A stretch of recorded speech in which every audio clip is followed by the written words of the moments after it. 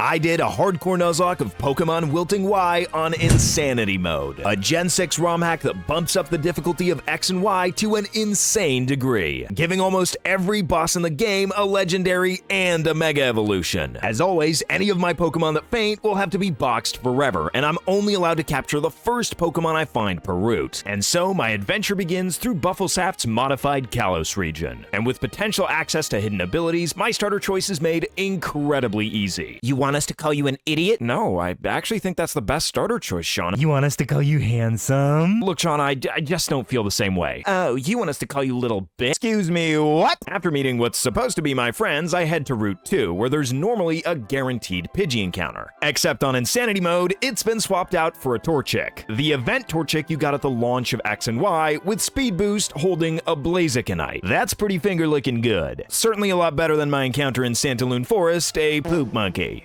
It does at least come with a Firestone, making it immediately evolvable, and being a fire type, it'll at least be useful versus the first gym, even if it is one of Arceus's ugliest miscreations. Heading through Route 3, my first encounter is a Zorua, which is pretty useless against the first gym, but I'm still excited because it is one of my favorite Pokemon. The final encounter I can get before the gym is on Route 22, where I find a Lotad, also weak to Bug. And this may be a bit of an issue, since Viola's team, while it doesn't look too scary at first glance, is fully equipped with items and crazy moves. All I can do is prepare as best I can, which involves getting to the level cap and evolving my Pokemon that can. We can also get some pretty nice TMs at the Pokemart before it's time to face the first gym leader, Viola. She leads with a pretty annoying Surskit holding a Focus Sash, meaning we'll never be able to take it out in one hit. I was expecting it to set up Sticky Web, but instead it goes for Rain Dance, which is absolutely perfect. It does mean Fire-type moves will be doing a lot less damage for the next 5 turns, but because a single Thunder Punch is enough to take Surskit down to its sash, it also means we force Viola into using her only potion and wasting the following turn so that we can take out Surskit before it sets up Sticky Web. I was expecting to be slowed down this entire fight, but this might actually give us a chance. Viola's second Pokemon is Larvesta, so I swap out into Yuriko, who because of the rain takes barely any damage from a crit flame charge. And without Sticky Web, we're even able to outspeed Larvesta +1 and take it out with a rain boosted Water Pulse. Joltik comes in third, so I go for a Smackdown, which changes Yuriko's type to Rock. This means the incoming Electroweb won't be super effective, and we don't take too much damage. The fact that it also lowers Yuriko's speed isn't too big a problem, since we can just go for Quick Attack the next turn, and with Stab, it's more than enough to take Joltik out. Dustox comes in next, so I try to go for Smackdown. And even though Dustox protects itself against the hit, this is actually pretty useful, since it changes my type to Rock, making us resist the incoming Venoshock. I then connect with Smackdown, which doesn't quite do as much as I was hoping, but I know I can tank another Venoshock, so I stay in and end up getting poisoned by Toxic instead. Because of the poison, however, Venoshock will be powered up, so now I have to swap out, sending in Simisear. Dustox tries to protect on the switch, so I end up getting Kibo in completely for free, outspeeding the next turn to take Dustox out. Fifth out is Dwebble, taking a ton of damage from Flame Burst before dealing a ton of damage back with Smackdown. Luckily, I can just take it out with another Flame Burst the next turn, leaving Viola with her final Pokemon, Vivillon. And Kibo is actually just faster, able to take Vivillon down into the red with a Flame Burst, activating its berry juice. Because Kibo is faster, Vivillon decides to go for Thunder Wave, allowing it to outspeed the following turn and hit me with a Psybeam. And with my luck, of course Kibo gets fully paralyzed. You were definitely the MVP of the fight, so I'm sorry Kibo that you had to meet this cruel fate. My only option is to send in Ishin, but without speed boost, Vivillon is faster. However, even a critical hit here with Psybeam wouldn't have been enough to take Ishin out, so we can safely take out Vivillon and claim our first gym badge. With Kibo now in a better place, we're gonna need some new team members, starting with a Ralts captured on Route 4. Then once we reach Lumiose, Professor Sycamore gives us our choice of Kanto starter. And while Bulbasaur is probably the best choice here overall, definitely for the upcoming Rock Gym, I just couldn't resist going with Charmander. On Route 5, I end up getting the most Kalos encounter of all time, Skiddo. And on Route 6, after slogging through Parfum Palace, I pick up an Oddish. But by far the best encounter I can get at this stage in the game is the guaranteed Snorlax we can pick up on Route 7. With such a long way between the first and second gym, there's a lot more Pokemon we can pick up, like this Meditite in Zubat's Roost, a Drifloon on Route 8, a pretty awesome Drought Torkoal on Route 9, and the final encounter I can get before facing Grant on Route 10, a Hawlucha. With our current team, taking on Grant is terrifying, especially since this is a double battle, and my Pokemon are a lot worse than his. On top of that, his Gigalith immediately sets up Sandstorm, giving him an insane advantage. I start by going for Fake Out to make sure Solrock doesn't set up screens. I then actually connect with Sleep Powder from Gloom, so things are going way better than expected. Gigalith then doubles its speed with a Totemize, making it the fastest Pokemon on the board and allowing it to deal a ton of damage to Omnath with a critical hit Power Gem at the start of the next turn. Solrock then burns its first sleep turn, allowing me to go for Rain Dance and get rid of the sand. Gloom then amazingly connects with a second Sleep Powder, putting Gigalith to sleep. Gigalith then burns its first sleep turn, but Solrock gets a first turn Wake Up, fortunately missing its Zen Headbutt, which would have easily taken out Gloom. A Bubble Beam in the rain then deals over half to Solrock, and because Slimefoot didn't go down to the Zen Headbutt, we can get the KO with a Mega Drain. But with Solrock defeated, we only have bigger problems in Aerodactyl. Immediately it goes for Sky Attack, and with a Power Herb, it's gonna get to move right away. Now I wasn't counting on Gloom outliving Solrock, but avoiding the Sky Attack too? So far these two grass types are putting in work, not least by connecting with another Bubble Beam and taking Aerodactyl below half. I do miss my next Sleep Powder, but you can't have everything. Slimefoot is overperforming anyway. The next turn I protect with Omnath, and Aerodactyl charges up a Sky Attack. This is kind of a mistake, since Gigalith continues sleeping and it would have just been a free attack, and maybe I could have taken Aerodactyl out. But Omnath, jealous of Slimefoot, decides to be an absolute hero and also dodge a Sky Attack. I seriously had to look up the accuracy of Sky Attack since it's a move you never use, and it's 90%. Somehow my two little grass types had overcome a third of Grant's team, and I was really hoping they'd be able to do something against Relicanth, but protecting with Omnath ended up being a huge mistake, because Relicanth is sadly faster than Slimefoot, taking her out with a Zen Headbutt. You are an absolute unit, Slimefoot. I'm sorry to see you go. I send in Yuriko next, and a single Water Pulse is not quite enough to take Gigalith out. Fortunately, it just keeps increasing its speed as Relicanth lowers Yuriko's with a Rock Tomb, and I was really glad to have targeted Gigalith with this Bubble Beam, finally taking it out so we won't ever have to deal with Sandstorm again. But in comes Sudowoodo, and I'm expecting Relicanth to target Yuriko with a Rock Tomb again, and Sudowoodo to try and get her with a Wood Hammer. So I go for Protect, which ends up dodging the Rock Tomb before I can fire off a Bubble Beam, almost taking Sudowoodo below half, but importantly popping its Air Balloon before we predictably dodge the Wood Hammer. But at this point, Grant had had enough, and he hits me with an insane strategy. He decides to target his own Sudowoodo with a Waterfall from Relicanth. Not only does this expertly give him a special attack boost from Storm Drain, I also targeted Sudowoodo with Bubble Beam,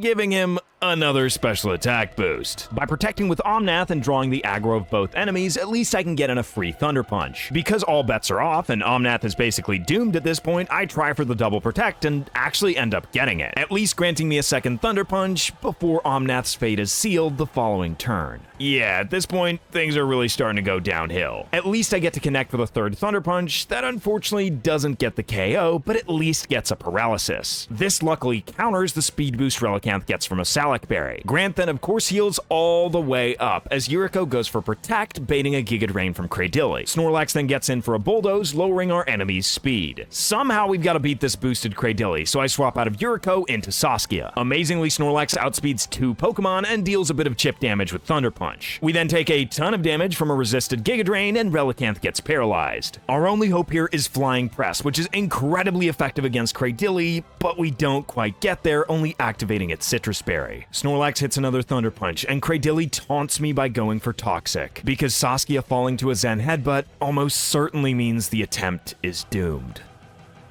With half my team fallen, I still have to try my best. I go for Protect with Ishin, who's almost certainly gonna draw the aggro. This way I can get off another Bulldoze without lowering Ishin's speed. Cradilly predictably flings an Earth Power straight into Protect, and Relicanth just goes for Icy Wind. No! With Relicanth being healed, at least it won't attack me this turn, and a Double Kick is enough to take Cradilly out. Kozilek deals some damage with Thunder Punch, and I thought Relicanth was his last Pokemon, but of course he swapped out his Sudowoodo. I protect again with Ishin, but funny enough, it's just Kozilek who has to take the Wood Hammer. I then connect with another Bulldoze to take Sudowoodo below half, but importantly further lowering its speed. Relicanth also tries to hit Ishin, but we're of course protected. I try for a KO with Double Kick, but it's not even close to enough. So it's gonna be up to Kozilek, who once again gets hit by a Wood Hammer, to finally take out that fish with one last Thunder Punch. All of a sudden, I had a chance, as long as this Double Kick could do it, and though it cost me half my team, I would have paid a way steeper price twice to get my second gym badge. At this point, I wasn't even sure I'd continue playing the hack if things kept getting more and more difficult. And Karina has a freaking Terrakion. How am I gonna beat that? Heck, I'm lucky she doesn't have a Mega Lucario in the first fight. I managed to make it through on the back of Torkoal, but just barely. Morale was lower than ever, and I needed some confidence. And getting a Drowsy as my encounter on Route 11 is not gonna do it. So I make sure to rappel my way to the first basement level of Reflection Cave, where the most likely encounter to pick up is a Ghastly, which is gonna be incredibly useful going up against a fighting type gym leader. I then make sure to grab some reinforcements from the box since we're about to face Serena. But she ends up getting completely owned since we can very easily abuse her Chestnut's ability. Expecting a Seed Bomb, I can swap in Gardevoir and trace its bulletproof to not get hit at all, and then just destroy it for free with a Psychic. And defeating Serena deathless may have been the confidence booster I needed, because after getting my team to the level cap and evolving most of my guys to their final form, I felt as ready as I could be to take on Karina. Still so early in the game, I wouldn't be too upset about losing. And facing down Terrakion and Mega Lucario, I didn't feel great about my chances. But Breloom made me feel a bit better. Once I'd broken its sash with Ice Punch, it misses Rock Tomb, allowing me to outspeed the following turn and take it out without taking any damage. In comes Hawlucha, and Flying Gem boosted Acrobatics spells certain death for Marchesa, so I swap out into Yurlok. After setting up the Sun, we're hit by the Acrobatics, but even with the Flying Gem, it doesn't do too much. Torkoal's defense is beastly, easily allowing me to handle another Acrobatics, and I gain back some of the health I lost with a Citrus Berry. I can't one-shot Hawlucha with a Flamethrower here, so I decide to go for a Lava Plume first to potentially get the burn. This unfortunately does not happen, but with the health I got back from the Citrus Berry, we're never dead to crit anyway, so I can take it out with another Flamethrower. In comes Terrakion. That's right, Terrakion, one of the most fearsome Pokemon from the 5th generation, frankly outclassing my entire team. The only upper hand I have here is I know it's gonna go for Rock Slide since it sees a kill on Yurlok. I swap into Marchesa to resist it, but like a boss, she dodges again. We would have been able to survive the Poison Jab here as long as neither Rock Slide or Poison Jab crit. And because of the Life Orb damage, this Force Palm puts Terrakion just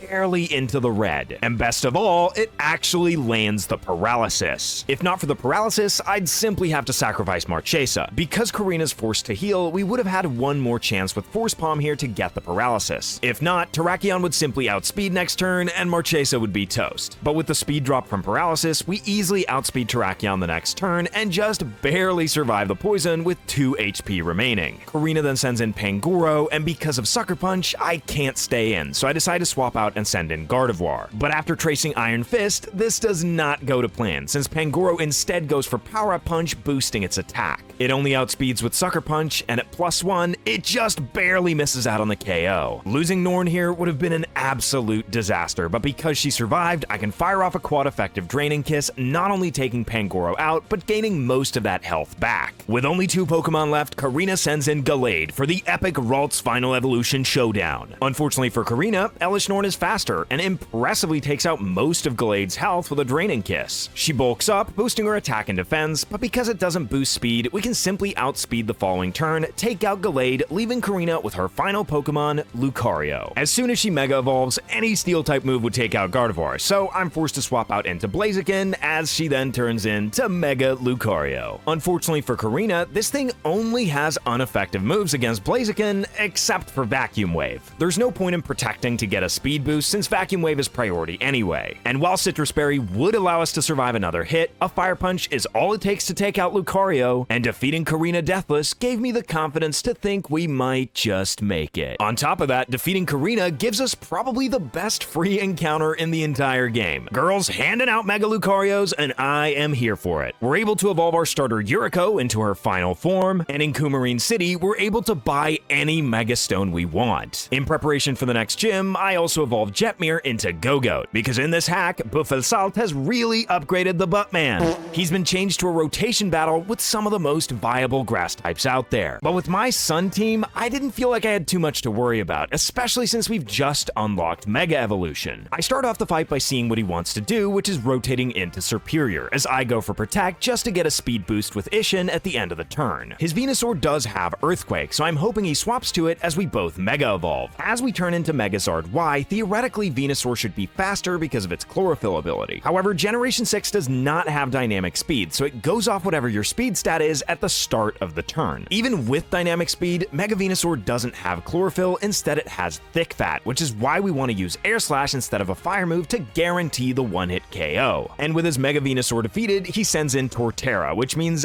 anything I launch a Flame Burst at is instantly going to faint. He stays in to try and hit me with a Stone Edge, but a single Flame Burst is all it takes, sending in Ludicolo. Because Ludicolo's water type, we'd regardless want to go for Air Slash, but because of its Focus Sash, it's extra useful in case Ludicolo flinches. And even though it doesn't, the fact that it sets up the rain isn't the end of the world. Ludicolo will be faster next turn because of Swift Swim, but at 1 HP, Ramos is guaranteed to go for a Hyper Potion, so I can freely just fire off another Air Slash to take it out in one hit. Without its Focus Sash, it's a goner, and with no other water-type moves on the team, the rain doesn't matter too much. After Ramos sends in Shaman, I decide to go for Protect to see what he's gonna do, and predictably, he does go for Thunder Wave with Ferrothorn now that I can't KO with a fire move in the rain. To deal with this little problem, I swap a Tarka out to send in Yurlok and reset up the Sun with Drought. I can pretty safely do this since I know Shaman won't go for Earth Power against Charizard. Ramos then switches to Superior as Yurlok protects. Thinking the AI is going to want to do the same thing and Draco Meteor Yurlok, I decide to swap to Ishin, which works out tremendously as I take out Ferrothorn with a Sun-boosted Fire Punch. And now that I've got a couple of speed boosts, I easily outspeed Shaman and do the same to it. And after Superior falls to a couple of Ice Punches, I've claimed my 4th gym badge. With another Deathless Gym victory, I head to Route 13. There are a number of really good ground types we can get here for the upcoming gym, and I happen to get Gibble. And with the level cap at 49, we can already evolve into Garchomp, making Atali an instant monster. In Eternal X and Wilting Y, Team Flare is a lot more dangerous than the base game. Every mini-boss has a much scarier team, but with our newfound Garchomp, they end up being a piece of cake. This means we're up against Clemont, and triple battles are insanely difficult to plan for. Luckily, our team matches up versus Electric pretty well, and with Greninja's Protean, we should be able to pull off some shenanigans. Right at the start of the fight, I decide to Mega Evolve Blaziken. Yuriko then goes for Protect since she's currently baiting every single Electric type move. Additionally, this also lets her dodge Atali's Bulldoze, which doesn't quite hit as hard as I wanted it to against Raichu because of a Shucka Berry. Raichu goes for a Discharge, but with Atali being a ground type and Yuriko protecting, it only actually hits Blaziken. It does trigger Electivire's Motor Drive, but it just close combats into Yuriko's Protect. Ishin luckily doesn't get paralyzed, and we take out Raichu with a Fire Punch. Finally, the first turn ends with Lantern going for Discharge, once again only hitting Ishin, and once again not getting the paralysis. Ishin then gets his speed boost, and Clemont sends in Thunderous. Because I'm baiting Focus Blast, I have to swap out of Yuriko into Greninja. Clemont then begins the turn by healing up Electivire with a full restore. I then protect with Ishin to make sure I don't get hit by a Hydro Pump. Atali just wants to get some damage against Electivire, but I end up getting a critical hit and KOing Electivire in one shot. Thunderous then predictably goes for the Focus Sash, which doesn't even take Jetmir below half, and Lantern Hydro Pump straight into my Protect. He then sends in Stunfisk, a pretty based choice, as I once again baiting a Hydro Pump with Blaziken, decide to swap out into Kozilek. Garchomp tries to hit Thunderous with a Rock Tomb, but I end up missing the 5%. Unfortunately, this leads to Jetmir's instant demise from a Sludge Bomb. Lantern then misses the Hydro Pump that was going at Blaziken, and Stunfisk hits Atali with an Earth Power. I then send in a Tarka to hopefully bait some Water and Electric type moves and go for Protect. Atali then connects with the Rock Tomb, which would be a KO if I would have hit the one last turn. Thunderous goes for Discharge, which pathetically only hits one of my Pokemon, and it barely does anything against Snorlax. Hydro Pump oddly goes at Snorlax too, which barely does anything. Kozilek then gets his turn to butcher some truth, taking care of Thunderous with an Ice Punch. With that threat taken care of, we only have Stunfisk's move left, connecting with another Earth Power and taking Atali below half, which activates Citrus Berry. This leads Clemont to send in his final Pokemon, Mega Ampharos. With Atarka pretty vulnerable at this point, I decide to swap out into Yuriko. Ampharos then Mega Evolves, but because it's so slow, it's not going to get to do anything at all since a single Dragon Claw is now super effective and enough to take Ampharos out, even without the critical hit. After taking another Hydro Pump and Earth Power, the following turn I take out Stunfisk with a Dragon Claw and Dark Pulse combination. This just leaves Lantern, which I can easily take out the next turn. It kinda sucks I had to lose Jetmir, but overall it was a pretty clean victory, especially for a triple battle. After once again defeating Serena with my dirty bulletproof trick, I go to get my encounter on Route 14 where we have a good chance to get a poison type for the upcoming gym, which happens to be Skorupi.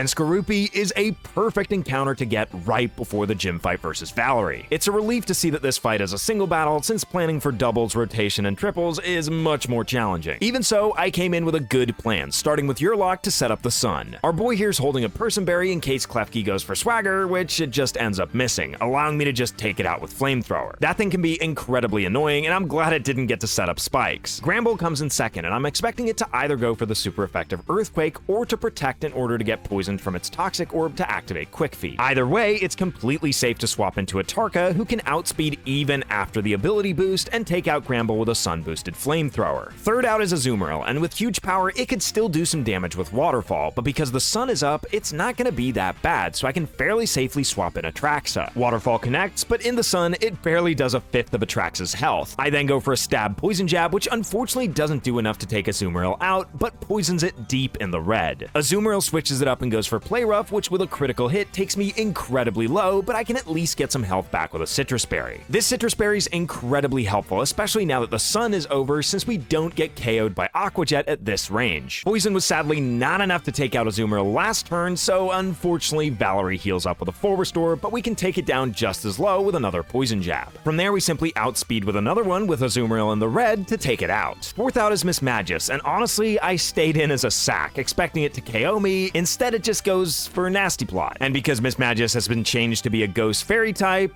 all it takes is a single poison jab to take it out. I was honestly pretty scared of this Mismagius, so getting it out of the way felt incredibly good. Fifth out is Valerie's Sylveon, so I decided to just stay in and get as much damage as I can with poison jab. And in fact, it's almost enough to straight up take Sylveon out. Sadly, however, it surviving means Atraxa won't be doing the same. But honestly, she did a good job, and you can't expect someone to conquer everything. What sucks the most though is that leftovers means poison won't be enough to take Sylveon out, leaving it with what must be 1 HP. And because Valerie wasted all of her full restores on Azumarill, I can do the rude thing and just go for Protect, and allowing Sylveon to succumb to poison. Atraxa would have been pleased. But the most perfect part about this play is it means we have a full HP Torkoal as Valerie sends in her final Pokemon Mawile. This thing doesn't have any great moves to hit Torkoal with, and on top of that, they're all physical, which means with Torkoal's massive defense, the Sucker Punch it's actually hit by barely does anything. I'm then perfectly poised to fire off a super effective sun-boosted flamethrower to take it out in one hit and claim my 6th gym badge. Because of Trevor's fascination with balls, we go to the Ball Factory, where we in fact find out that Team Flare is also enamored with balls. And they've got some pretty terrifying teams, especially when we have to take them on in a multi-battle. But it turns out Mega Blaziken with Power Up Punch kind of destroy them. Getting both speed and attack boosts as you deal damage is pretty powerful, who would have thunk? So I excitedly head to Route 15 to pick up my encounter, which disappointingly is a Klefki. Pretty ultra disappointing, since the very next step I run into a Dino, but such is life. My luck in the Lost Hotel is a bit better when I get the amazing Magneton encounter, and I really wanted a Piloswine in the Ice Cave, but I get Jinx. Hey, maybe I'll get lucky and get a Piloswine on the route that's literally called Mamoswine Road. Great, okay, perfect. Yeah, that's what I get. Look, that's what I should have expected for wanting anything at all. With no great new encounters to take on Olympia, I'll have to rely on my old ones. Just like versus Ramos, this is a rotation battle, which is by far the trickiest type of fight to plan for. You might also find it super strange that I lead with a fighting type versus her psychic types. But with a turn 1 nasty plot, I can assure you this is no fighting type. Sigilif just sets up with Cosmic Power, after which I go for a Night Daze, and to any human player, this would reveal that this is actually a Zoroark. But to the AI, a Night Dazing Blaziken seems legit. Once Claydol falls, she swaps into Sigilif, which also gets dropped by a Night Daze. This leads her to send in Latias, which is bulky enough to actually tank a Night Daze at +2. Latias then sets up with a Calm Mind before Olympia uses a Hyper Potion. This gives me a free Night Daze, which does over half even after Calm Mind. Olympia then feels like Metagross is the play, but because it's not faster than Zoroark, it too gets dropped by a Night Daze. With her final Pokemon Medicham coming in, I was surprised I was getting away with this. She finally tries to hit me with a Psychic move, but because I'm a Dark type, it of course doesn't work, and I take out Latias with another Night Daze. At this point, I was hoping the AI still wouldn't catch on and would see this as a legit Blaziken. I hit Medicham with a Night Daze, which it just barely survives. But Olympia has finally understood, and I thought this Ice Punch would be Morophon's demise, but it actually survives with 3 HP. And here I make a critical mistake. Obviously she's gonna heal up here because she's only used 1 Hyper Potion, but I still try and go for Sucker Punch. So, knowing she's never gonna go for a fighting move against Gengar, I decide to Dark Pulse with Yuriko before getting hit by a Poison Jab. Olympia then switches to Deoxys as I go for Protect. I swap to Gengar as Olympia swaps in her Medicham, which just gets taken out by a Shadow Ball, and now all we have to deal with is her Deoxys. I know I can't outspeed it with Gengar, and though its physical attack isn't particularly great, I try for the Sucker Punch, and I can't even get through 20 base defense. Gengar gets hit by a super effective knockoff, which instantly spells the end. With so little HP left, I can at least just send in Lucario and finish off Deoxys with a priority Bullet Punch. And considering I just faced a Deoxys and Latios, losing just one Pokemon is actually pretty nice. Lysander then decides to announce to the entire world that he's about to wipe out all ugly people, which is interesting since he's not exactly a looker, and I bet his phone passcode is 1234. Lysander is definitely the toughest Team Flare member we have to fight, especially since we have to fight him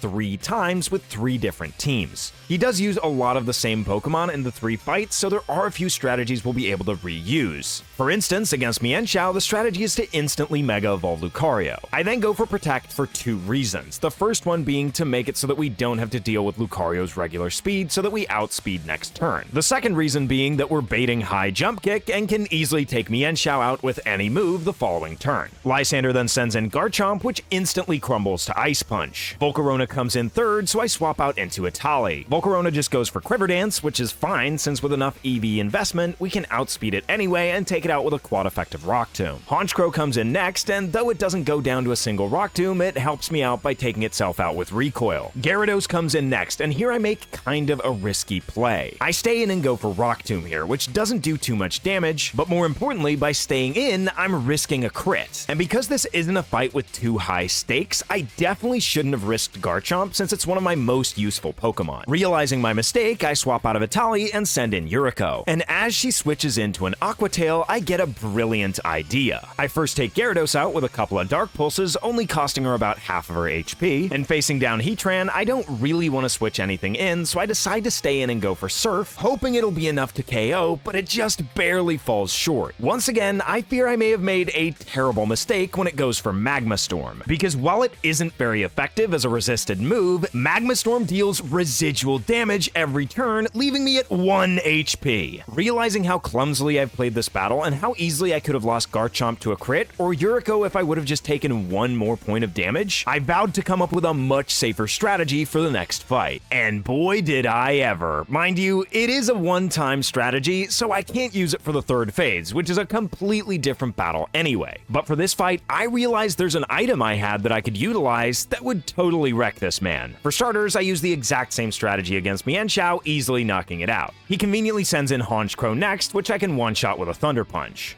But once he sends in Garchomp, I know he'll go for Earthquake, and I really need him to go for Aqua Tail once he sends in Gyarados, so I swap out into a Tarka. 2 Dragon Pulses take out Garchomp, and his strongest move, Dragon Rush, can never take me out with a crit. This sends in Garchomp next, and because it now has Earthquake, I don't want it to go for Earthquake against Lucario, which was the whole point of sending in a Tarka. And now that I know it's going to go for Aqua Tail, I can safely send in Yuriko, who this time is holding the item that Oddish was holding when I captured it, an Absorb Bulb. This is why I mean this is a one-time strategy. With our boosted special attack, we take out Gyarados and a couple of Dark Pulses. Volcarona comes in second, and even though it has amazing special defense, I'm pretty sure a Surf without the boost would have taken it out. Finally, we face Heatran, which normally we couldn't KO, but because of the boost, it's a one-shot and we defeat Lysander 2. This means we still have the most difficult Lysander boss ahead of us, but before we face him, we've got to capture a Veltal. And as per my regular Nuzlocke rules, I'm not going to allow any legendaries on the team. Even though Megas are kind of as strong as legendaries, you can only have 1 Mega in a fight at a time, and if we dilute our team with a bunch of legendaries, it's just going to be legendary stats all over the place. So going into the fight versus Dr. Ornithopter here, we don't have any extra legendary power. Lysander, on the other hand, starts the fight with Xerneas. And this thing is a Geomancy Power Herb Xerneas, which means you might be asking yourself why I'm leading with a Drifblim. The answer to that question is I'm actually leading with Zoroark to go for knockoff and get rid of its Power Herb. This comes at a price, however, since Xerneas instantly goes for Moonblast, which of course destroys Zoroark. The point is, I really can't let this thing set up a Geomancy for free in one turn. My next idea is to send in Xanathar, because if this thing's gonna set up Geomancy, I'll need it poisoned. If I can just get a little bit more damage with poison, I'll be able to knock out Xerneas with Lucario no problem. Geomancy doesn't actually boost your physical defense, so as long as I can get a couple turns of poison here, Lucario should be able to come in and finish the job. Now, unfortunately, what looked like it was gonna be a 3-hit KO ends up being a 2-hit KO with Moonblast instead, meaning we don't get too much poison damage. We can't actually take Xerneas out at this range, so after Mega Evolving, I make sure to go for Protect. This way, regardless of what Xerneas does, we'll do a little bit of damage with poison. Xerneas decides to go for Geomancy, which doesn't actually boost its stats until the next turn since I knocked off the Power Herb. But now that we've got enough damage from poison, I can just take Xerneas out with Bullet Punch, which is why it didn't make a difference if it raised its speed. This sets us up perfectly so that Mienshao is the next Pokemon, and once again, we can just Protect to get rid of half of its health and take it out the following turn. Garchomp comes in next, and we eliminate it with an Ice Punch. Because he wants to send out his Mega Pokemon last, this time Heatran comes in next, so we can take care of it immediately with a close combat. This means Volcarona's out next, so I swap out into Itali. Volcarona predictably goes for Fiery Dance, which would have taken out Lucario, but Itali resists it. Since we would have outsped even after Quiver Dance, I can easily take it out with a Rock Tomb the next turn. Finally, we face Gyarados, and because we can't be taken out by one Waterfall from Mega Gyarados, I decide to just stay in and go for a Rock Tomb to lower its speed. It won't do a lot of damage, especially after Gyarados loses its Flying type,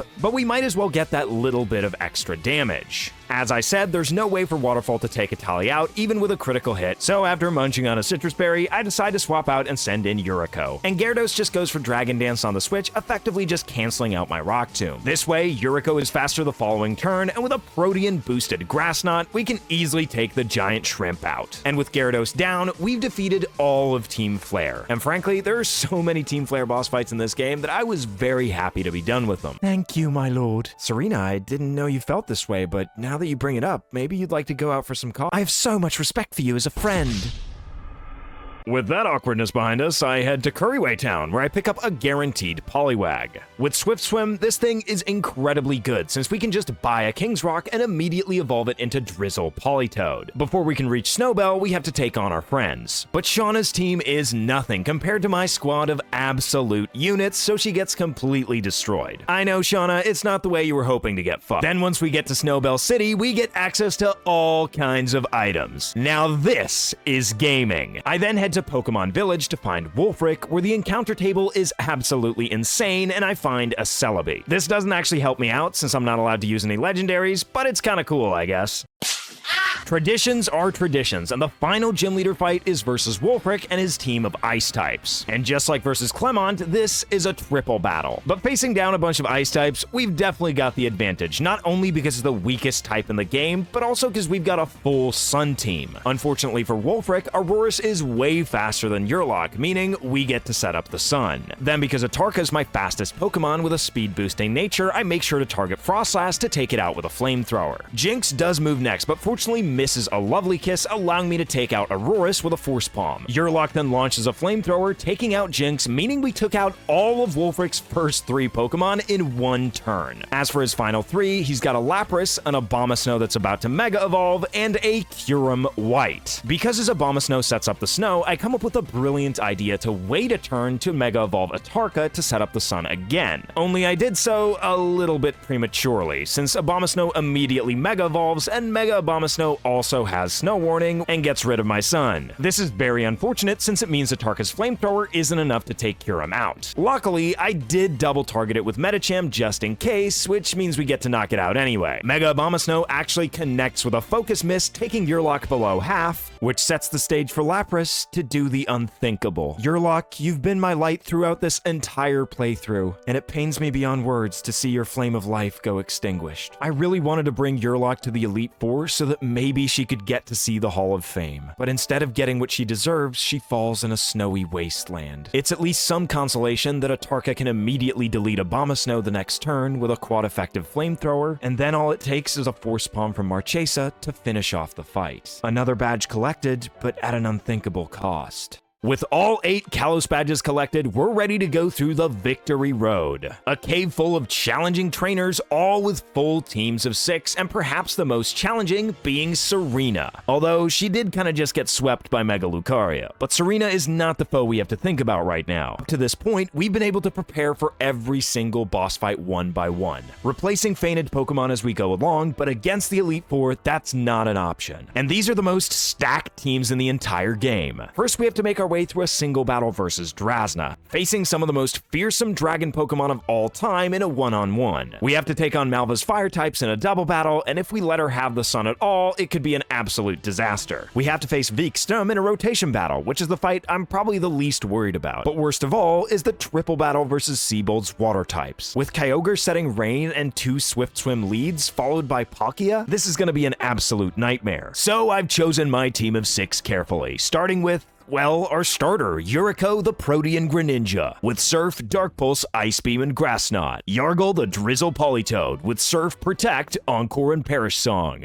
And to complete our rain strategy, we've got Lightning Bolt the Magnezone, with Thunder, Thunderbolt, Flash Cannon, and Light Screen. Voja the Lucario, with Close Combat, Meteor Mash, Ice Punch, and Power Up Punch. Dragon Lord Atarka the Charizard, with Flamethrower, Air Slash, Dragon Pulse, and Protect. And finally, Atali the Garchomp, with Earthquake, Dragon Claw, Crunch, and Protect. Out of all the Elite Four members, I decided to take on Drasna first. Being a single battle, I've got a lot more control, and it makes sense to take on this fight while I still have 6 Pokemon. I also have a very good matchup with Garchomp, who I've given a Choice Scarf to outspeed this Scarfed Hydreigon. This does lock us into Dragon Claw, but it also lets us one-shot the Hydreigon before it hits us. Same goes for this Soldew Latios, which we want nothing to do with, and thank Arceus we're able to take it out in one hit. Giratina, on the other hand, is a little bit trickier. We can't one-shot it with a Dragon Claw, and we get taken out in return by a Draco Meteor, so I swap out into Lightning Bolt. There's nothing Magnezone is going to be able to do to Giratina, so really it's just here for a pivot switch to make sure Giratina goes for Earth Power as we swap out into Atarka. With Charizard being a flying type, this of course does absolutely nothing, and we get to switch in for free. I Mega Evolve into Charizard Y since I don't want to add a Dragon type to add a weakness here and go for Dragon Pulse, which takes out about half of Giratina's health before it vanishes with Shadow Force. This is not great. There's nothing really I want to switch into this, and Protect doesn't actually work. Even though I try going for it, I would have been faster anyway, so it doesn't matter what I click. Anything would have been dead to crit, so I kinda just had to risk it, and it ended up paying off, allowing me to take out Giratina the next turn with another Dragon Pulse. Rayquaza comes in next, and I'm actually expecting it to go for Extreme Speed, so I swap out of Atarka into Voja. However, instead we get the best possible outcome of Rayquaza locking itself into Outrage, which can never take us out with a crit. Because it's locked into Outrage, it can never go for Extreme Speed, so I can simply outspeed and take it out with an Ice Punch. This baits in Noivern, which sees a KO with Flamethrower, so I make sure to swap into Atali to resist the hit. Then because I'm Scarfed, Atali outspeeds and takes out Noivern with a single Dragon Claw. This perfectly sets us up to face Drasna's final Pokemon, Mega Charizard X, which gains the Dragon typing upon Mega Evolution, thus letting us hit it super effectively with Dragon Claw, taking it out in one hit, and we've defeated the first member of the Elite Four. Second, I decided to take on Wikström, which sounds fancy in English, but to a Swede, Vikström just sounds like being called Smith. His team of Steel types is actually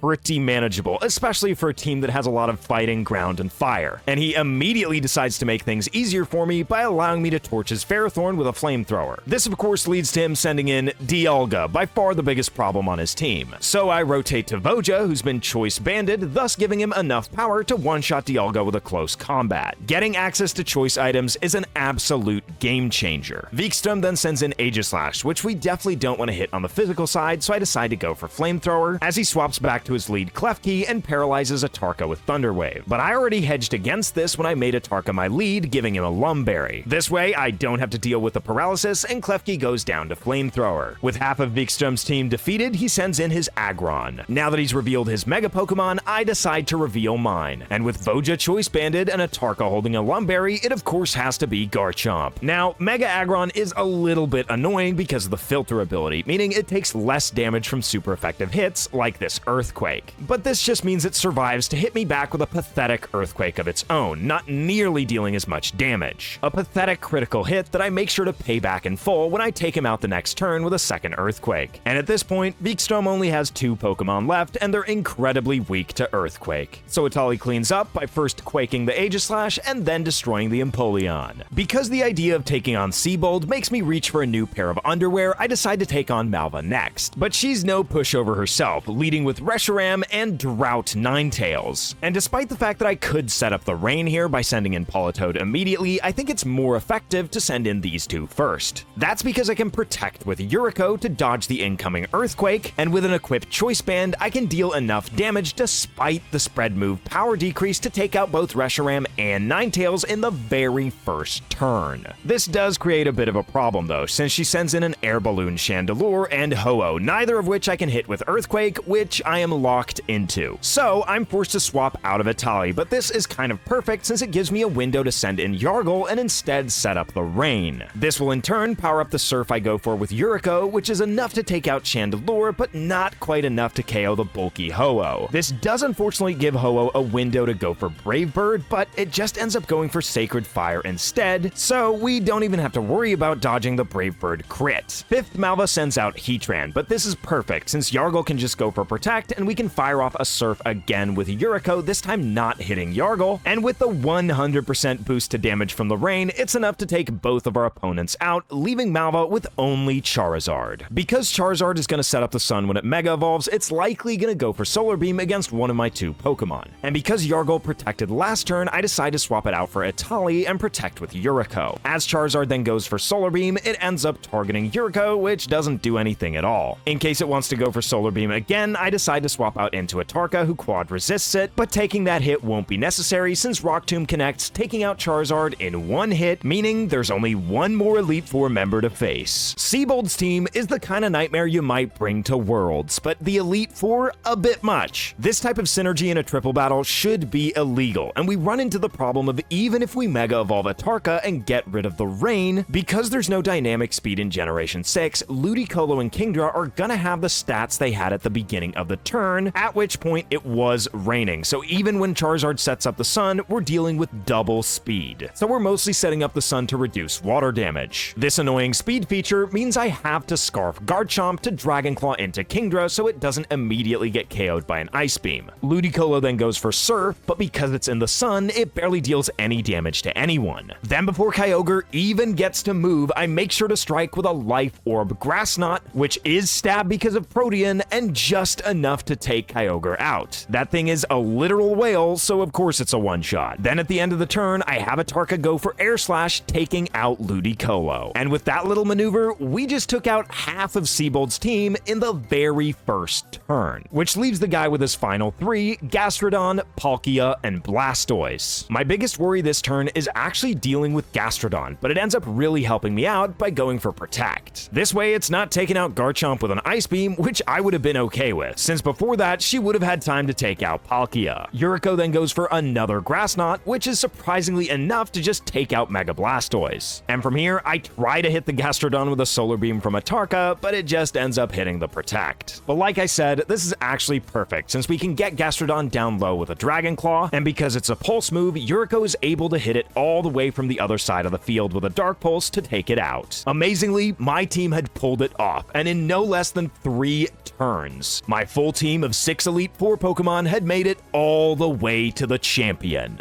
giving me the best possible chance at victory.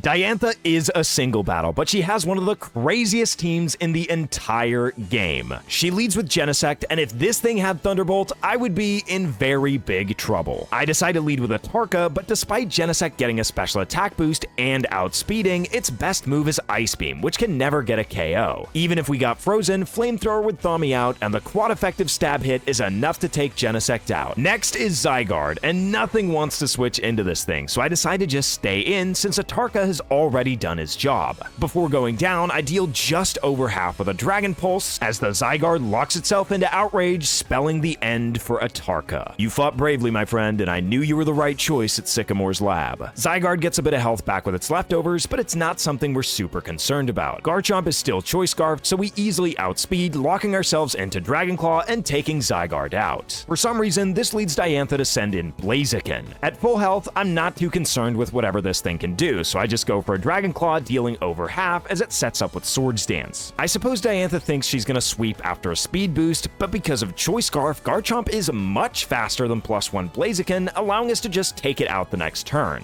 Now for the problematic half of her team, starting with Arceus. Unsure if Garchomp actually does very much against the rest of her team, I decide to just stay in and take an Extreme Speed to see how much damage I can do with Dragon Claw. Sadly, Arceus is just too bulky, and I can't deal over half, so I decide to swap out into Voja as the Arceus just recovers. This is the perfect scenario, since we don't get hit on the way in. The one bad thing about it is Arceus is now at full health, and with Arceus's 120 base defense and HP, I might not get this KO. And if I don't, Lucario goes down to an Earthquake. But surely not even a god can stand up to the close combat of a Mega Lucario. This does leave me with lower defenses, but that's a small price to pay to take out Arceus. Which leads us to Lugia, another massive issue. With Voja's defenses down, I have to swap out, sending in Lightning Bolt to hopefully drop some Thunders. But this plan doesn't quite go my way, since Lugia immediately Whirlwinds, sending in Yuriko. At least this way I can go for a super effective Dark Pulse, fishing for a flinch, since I know it won't do too much damage against Lugia's massive bulk. But of course I don't get the flinch and instead get Whirlwinded out again, this time into Voja. Voja doesn't do very well against her last Pokemon, so I decide to just stay in and throw an Ice Punch. Lugia then retaliates with an Extra Sensory, dealing a bit over half with a neutral hit. And after leftovers, I don't think another Ice Punch will take Lugia out, so I decide to swap out. I send in Yuriko, hoping Lugia sees the KO with Extra Sensory, which won't affect me as a Dark type. I don't expect another Dark Pulse to KO here, but I can at least fish for the flinch, and to my surprise, it actually ends up taking Lugia out. Which means I'd made it. I'd made it to the final Pokemon of the final trainer in Pokemon Wilting Y. But Diantha's final Pokemon is no joke, since it's a Mega Mewtwo X. I know I can outspeed it, so I go for a Dark Pulse to hopefully get that flinch, now that I need it most. Because of Mewtwo's fighting type, it doesn't quite do half, but for some inexplicable reason, Diantha decides to go for Fire Blast, which Yuriko just barely survives. I then try and fish for the win with a slightly more powerful Surf, but Mewtwo survives, and Yuriko goes down to her own Life Orb. The fact that Mewtwo didn't heal up with Drain Punch at all doesn't even matter, since it's at such low health that she'll heal up with a full restore anyway. Yuriko heroically tried to go for the win, but in the end, her sacrifice meant nothing.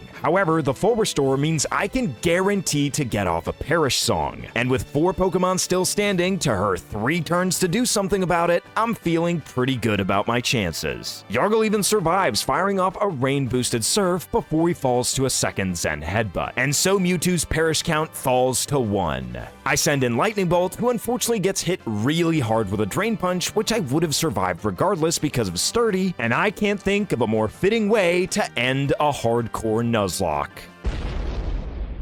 In the end, Magnezone's explosion wasn't enough to take Mewtwo out, even with a critical hit. But what a way to go out with a bang as Mewtwo's Perish count falls to 0, taking it out and defeating champion Diantha. And so I'd done it. I'd beat a Pokemon Wilting Y Hardcore Nuzlocke on Insanity Mode. And hey, it may have taken me over 40 hours to do so, but I had a really good time during each and every one of those hours. So big thanks to Buffelsaft for making this hack, and thank you for joining me on my adventure. And I guess let me know if I should try my hand at Radical Red. I'm scared.